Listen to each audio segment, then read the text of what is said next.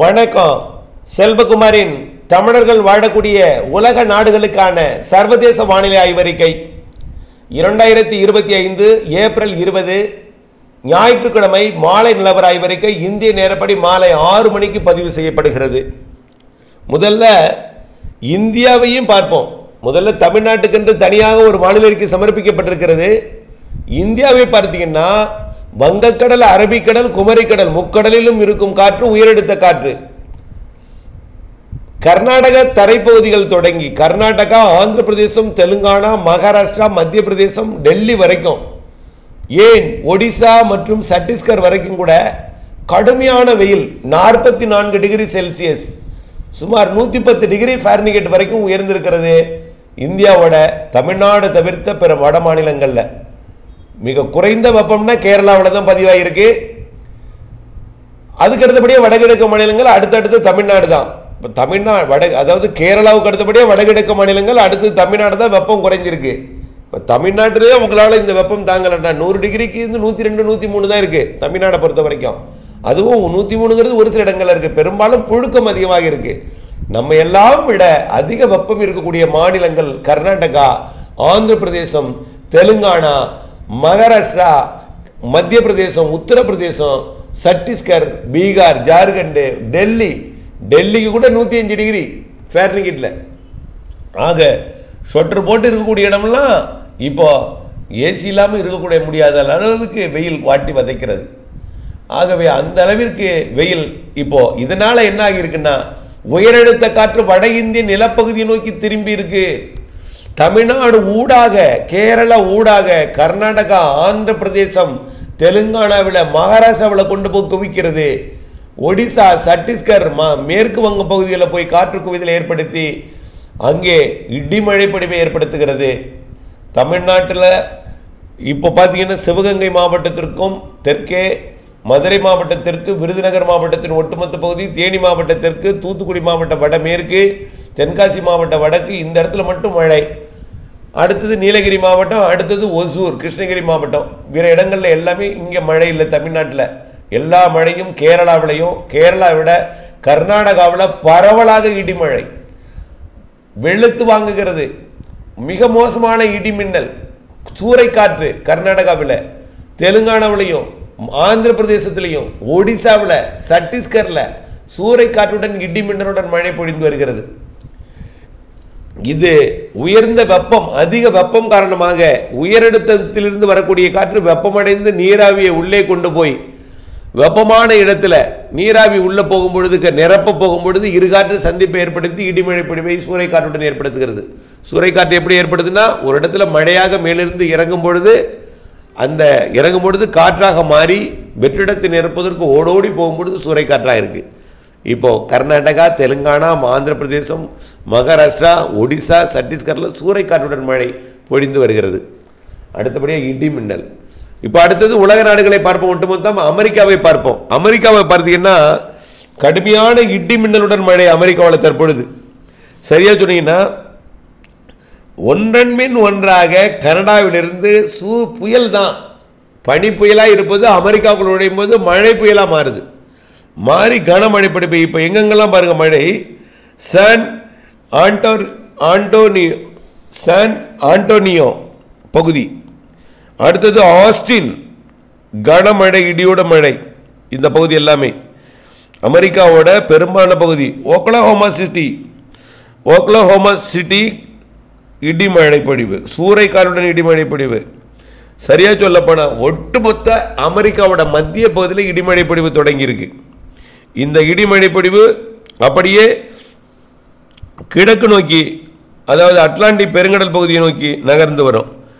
இப்படி ஒன்றன் பின் ஒன்றாக வாரத்துக்கு 2 வருது. இது தொடக்க முதலே கடந்த 3-4 மாதங்களாகவே இது ஓயாத ஒரு நிகழ்வாக அமெரிக்காவோட பகுதியில் அடுத்தடுத்த நீங்கள் இடிமழை பொழிவை, சூறைக்காற்றுடன் மழை பொழிவை, இடிமின்னல்னா ஒரு சாதாரண இடிமின்னல்ல, கண்ணை குருடாக்கும் இடிமின்னல், காதை செவிடாக்கும் இடி, சூறைக்காற்று தொடர்ந்து அடுத்தடுத்தது. இன்னைக்கு பார்த்தீங்கன்னா அமெரிக்காவோட மத்திய மாகாணங்கள் டெக்சாஸ் தொடங்கி அதே போல் ஒக்லஹோமா மாகாணம், அடுத்தது கன்சாஸ் மாகாணம், அப்படியே பார்த்தீங்கன்னா மிசௌரி மாகாணத்துக்குள்ளே நுழைஞ்சிருக்கு இப்போது. அது அப்படியே பார்த்தீங்கன்னா கிழக்கு பகுதியை நோக்கி வரக்கூடிய நாட்களில் நகரும். தொடர்ந்து இது வரக்கூடிய நாட்களில் எங்கெங்கெல்லாம் நகரம்னு பார்த்தீங்கன்னா அப்படியே நாளை 21ஆம் தேதி மிசிசிப்பி, லூசியானா, அலபாமா, இதெல்லாம் தினசரி அறிவித்து உங்களுக்கெல்லாம் அப்படியே கேட்டு எல்லா ஊரும் மனதில் அப்படியே பதிந்து விட்டது எல்லாமே. இந்த எந்த வழித்தடத்தில் வருதோ அதே வழித்தடத்தில் தாங்க அடுத்தடுத்து வந்துட்டே இருக்கு. தொடக்கம் கனடா எல்லையோரம், நிறைவு வந்து ஃப்ளோரிடா மட்டும் இல்லை. ஒரு நாள் ஃப்ளோரிடா வழியாக போகுது, ஒரு நாள் ஜார்ஜியா வழியாக போகுது, ஒரு சவுத் கரோலினா, நார்த் கரோலினா வழியாக, ஒரு வெர்ஜீனியா வழியாக, எது எப்படி வந்தாலும் பென்சில்வேனியா, நியூயார்க் மாகாணம் வழியாக மழைப்பிடிப்பை கொடுத்துட்டு தான் போகுது. இதில் அதிகமாக பாதிக்கிறது காற்றோட அமெரிக்காவோட மத்திய மாகாணங்கள் இப்பொழுது பாதிப்படைந்துட்டு இருக்கு. 21, 22 இது கடலுக்குள்ளே இறங்கணும்னா அடுத்தது வந்துடும் உடனடியாக. 24, 25 அடுத்த ஒன்று உருவாகி 27, 28 கடலுக்குள்ளே வரும். அடுத்தது பிறகு 1, 28, 29 மத்திய மாகாணம் இன்னொன்று வரும். அடுத்து 30ஆம் தேதி வாக்கில் இன்னொன்று கடலுக்குள்ளே இறங்கிடும். இப்படி வாரம் 2 இந்த மாதத்தில் 10 நாளில் 6 வரும்போது தெரிகிறது. இப்போ 10 நாளில் 5க்கு குறையாத நிகழ்வுகள் தெரிகிறது. இப்படி அமெரிக்காவோட மத்திய மாகாணங்கள், கனடா எல்லையோரம் தொடங்கி கிழக்கு மாகாணங்கள் வரைக்கும் எல்லாமே இடி, மின்னல், காற்றோட மழை. இதெல்லாம் திடீரென்று தாக்குதல் கொடுக்கும். இடி, மின்னல் திடீரென்று, இது எல்லாமே இயற்கையோட மாறுதல் தான். எல்லாமே அதிகப்படியான கார்பன் காரணமாக தான் இடி, மின்னல் அதிகமாக இருக்குது அமெரிக்காவில். அதே போல் தென் அமெரிக்க கண்டத்துலையும் பார்த்தீங்கன்னா அதே போல் அதிகமாக இருக்குது இடி, மின்னல்லாம். தென் அமெரிக்க கண்டத்துலையும் ஓயவில்லை இடிமழை, கோடை மழையை வெளுத்து வாங்கி கொண்டிருக்கு. இன்றைக்கு வரைக்கும் 3 மாதமாக நிற்கவே இல்லை மழை. ஒரு நாள் கூட மழை இல்லாத நாளே இல்லை. கொலம்பியாவில் தினம் மழை. கொலம்பியா, ஈக்குவடர், கொலம்பியாலாம் அப்படியே சலித்து போய்விட்டது. என்றைக்கு மழை நிற்கும் ஒரு பொருளை காய வைப்பதற்குன்னு எதிர்பார்த்து கொண்டிருக்கிறாங்க. கொலம்பியாவில், ஈக்குவடர்லையும் அதே போல் ஓயாத மழை. பெரு மட்டும் இல்லை, அதற்கு வடக்கு இருக்கக்கூடிய எல்லா நாடுகளுக்குமே, கயானா எல்லாமே, ஒட்டுமொத்த பிரேசில் மட்டுமல்ல, எல்லா தென் அமெரிக்காவோட வடக்கு பகுதியில் இருக்கக்கூடிய நாடுகள் எல்லாமே முக்கடலிலும் இருந்து, முக்கடல்னா கரிபியன் தீவு கடற்பகுதி, அட்லாண்டிக் பெருங்கடல் பகுதி, பசிபிக் பெருங்கடல் பகுதி, 3 பக்கத்திலேருந்து காற்று வந்து, ஒன்று குளிர்காற்று, ஒன்று வெப்பக்காற்று, 2 மிடிந்து இடி, மின்னல்.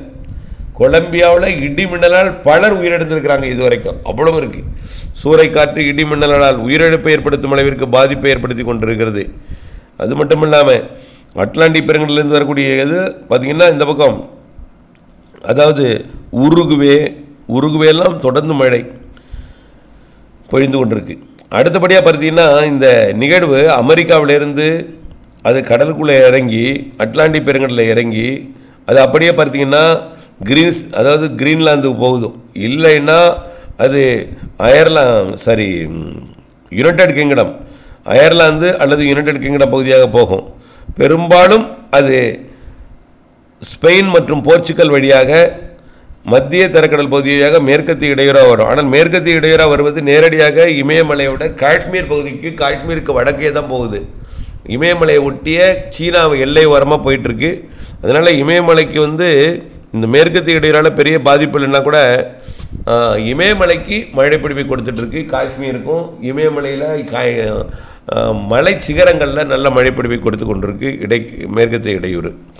அடுத்தபடியாக பார்த்தீங்கன்னா ஐரோப்பிய நாடுகள் வர்ற வழியில் பார்த்தீங்கன்னா ஸ்பெயின், போர்ச்சுகல், இன்னும் அடுத்தது பார்த்தீங்கன்னா அது வழித்தடமாக்கி இட்டாலியெல்லாம் மழை, எப்பொழுதுமே மழை. இட்டாலியெல்லாம் நிகழ்வு மழை. ரோமெல்லாம் மழை. ரோம், கிரீஸ் மற்றும் துருக்கியிலேருந்து ஈரான், ஈராக் அப்படி எல்லாமே மழைப்பொழிவை கொடுத்து கொண்டு வருகிறது இந்த மேற்கத்திய இடையூறு. எங்கே போகிறது? கனடாவில் உருவாகி அமெரிக்கா வந்து அட்லாண்டிக் பெருங்கடலில் இறங்கி மத்திய தரைக்கடல் வழியாக இமயமலை வரைக்கும் வருகிறது. அமெரிக்காவோட நிகழ்வு குறைந்த அழுத்த பகுதி உருவாவது பனிப்புயலாக, பிறகு மழை சூறைக்காற்று புயலாக, பிறகு சாதாரணமாக செயலிழந்து ஒரு சாதாரண நிகழ்வாக மாறி வருகிறது இமயமலை வரைக்கும். ஆகவே இது தொடர்ந்து கொண்டிருக்கும். இதெல்லாம் நீங்கள் இயற்கையை அறிந்து கொள்ள வேண்டும், புரிந்து கொள்ள வேண்டும் என்பதற்காக இந்த தகவலை தெரிவிக்கிறேன்.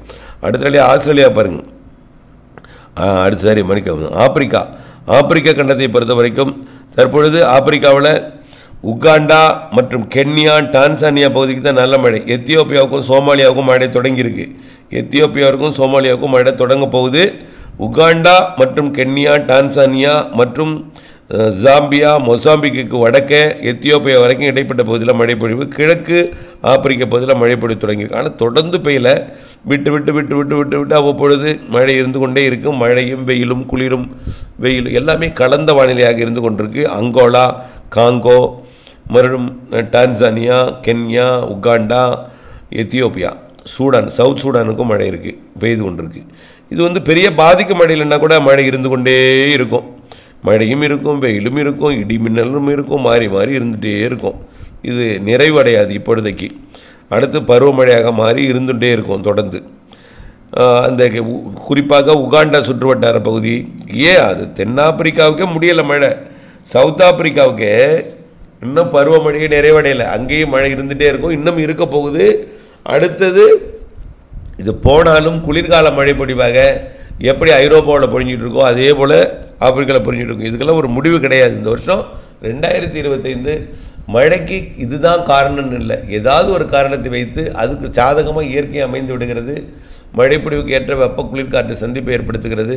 அதனால் மழை இருந்து கொண்டே தான் இருக்குங்க ஆப்பிரிக்காவும் சரி. ஆஸ்திரேலியா பார்த்திங்கன்னா ஏற்கனவே வடக்கு ஆஸ்திரேலியாவை ஒரு நிகழ்வு கடந்தது. இதனால் நல்ல மழைப்பொழிவை கொடுத்து கொண்டிருந்தது வடக்கு ஆஸ்திரேலியாவிற்கு. இப்பொழுதும் அந்த வடக்கு ஆஸ்திரேலியாவிற்கு மழைப்பொழிவு தொடங்கி நல்ல மழைப்பொழிவு குயின்லாந்து மாகாணத்துக்கு கொடுத்து விட்டு அடுத்து அதனை ஒட்டியுள்ள மத்திய மாகாணத்திற்கு, அதாவது குயின்லாந்து மாகாணத்துக்கு அடுத்தட்டே நார்த்தன் டெரிட்டரியில் வடக்கு பகுதியை மட்டும் டச் பண்ணிக்கிட்டு மழைப்பொழிவை கொடுக்க போகுது 22, 23ஆம் தேதி. பெரிய அளவிலே பாதிக்கும் மழைப்பொழிவு இல்லை ஆஸ்திரேலியா பொறுத்த வரைக்கும். ஆனால் வடகோடி பகுதிகளில் மழைப்பொழிவு.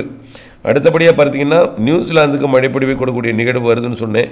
அது மழைப்பொழிவை தற்பொழுது கொடுத்துட்ருக்கு மத்திய பகுதியில், 2 தீவுக்கும் இடையில் மத்திய பகுதியில் மழைப்பொழிவை கொடுத்துட்ருக்கு. அடுத்தபடியாக சிங்கப்பூர் மலேசியாவிற்கு இடிமழைப்பொழிவு தொடர்ந்து கொண்டிருக்கு. சிங்கப்பூர் மலேசியாவிற்கு இடிமழைப்பொழிவை கொடுத்த காற்று சுழற்சி தற்பொழுது அந்தமான் பகுதிக்கு வந்திருக்கு.